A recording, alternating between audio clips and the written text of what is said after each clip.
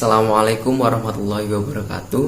Perkenalkan, nama saya Ahmad Yudi Guntoro, NPM 1901011009, dari jurusan Pendidikan Agama Islam kelas C. Nah, di sini saya akan membuat sebuah video tentang dakwah, yaitu materinya itu tentang tujuan hidup manusia. Nah, sebelumnya saya mohon maaf apabila terdapat banyak kekeliruan dalam pembuatan video ini. Nah, video ini juga dibuat untuk memenuhi tugas ujian tengah semester mata kuliah ilmu dakwah. Oke, langsung saja kita saksikan. Bismillahirrahmanirrahim. Assalamualaikum warahmatullahi wabarakatuh. Alhamdulillahirabbil alamin wa bihi nasta'inu ala umurid dunya waddin wa ala alihi wa sahbihi ajma'in, amma ba'du. Pertama-tama marilah kita panjatkan puji dan syukur kepada Allah Subhanahu wa taala yang masih memberi kita nikmat yang banyak, sehingga dengan nikmat-nikmat itu kita masih bisa melaksanakan perintah Allah Subhanahu wa taala dengan baik. Yang selanjutnya, salawat serta salam semoga selalu tercurah dan terlimpahkan kepada junjungan kita, yakni Nabi kita Nabi Muhammad SAW, yang dengan perjuangan beliau dan para sahabatnya kita bisa merasakan manisnya iman dan indahnya Islam. Tidak lupa kepada keluarganya, para sahabatnya, dan juga para pengikutnya hingga akhir zaman kelak. Amin ya robbal alamin.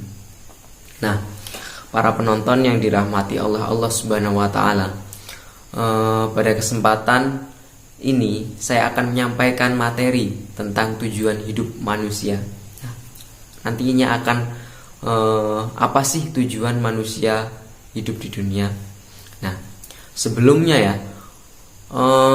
apabila seseorang itu ingin keluar rumah, tentunya pasti ada tujuannya. Tidak mungkin keluar rumah tanpa tujuan. Begitupun dengan kita itu diciptakan oleh Sang Pencipta, maka pastilah Pencipta itu memiliki alasan, tujuan dalam menciptakan kita.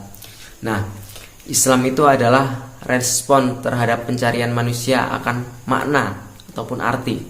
Nah, tujuan penciptaan bagi semua pria maupun wanita selama ini adalah untuk mengenal dan menyembah Tuhan ataupun Allah Subhanahu wa taala.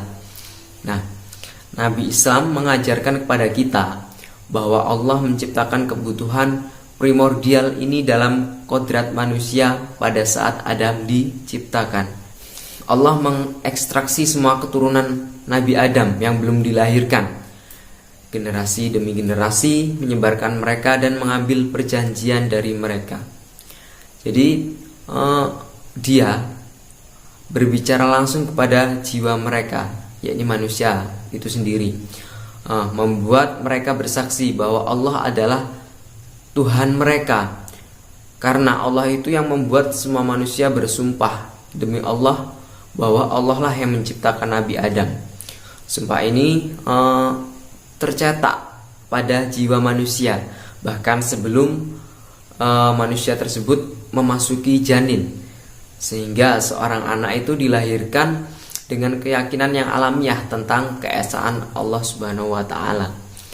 Nah, tentang tujuan hidup manusia, Al-Qur'an itu sudah secara jelas memaparkan tujuan tersebut.